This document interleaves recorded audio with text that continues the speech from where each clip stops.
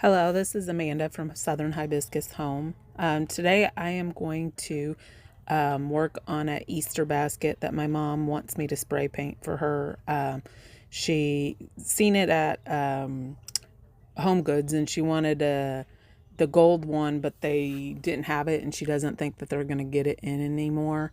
So we picked up this Rust-Oleum rose gold metallic finish spray paint, and I'm gonna spray paint it for her. Then she wants to add some another project of Easter eggs inside it. We'll have to see how that turns out. Stay tuned. Okay, I'm back.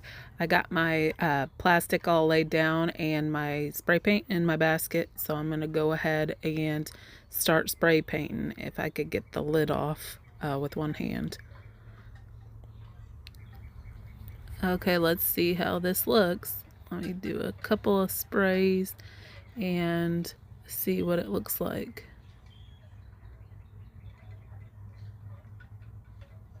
So far, it's looking pretty good. I'm going to finish this first coat and let it dry, and then I'm going to do a second coat to make sure I get all the silver and nothing's left over. So continue watching. All right, I'm back.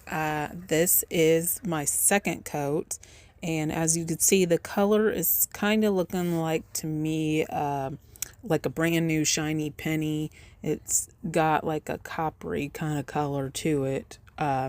Hopefully she likes it. I don't know, because she was saying gold, but I think it looks pretty, especially with it in the sunlight. It makes the bunny pop. All right, I'll show you the final one. I think it turned out pretty good. Hopefully she likes it too. And I can't wait to see the little Easter eggs once we do that project. But I just wanted to show you that you could take anything that's new, something you see at a yard sale or a thrift store, but you could just change it with a little spray paint, or if it's a piece of furniture, just some chalk paint. But you could do anything to make it look and fit to your style. So I hope you're inspired.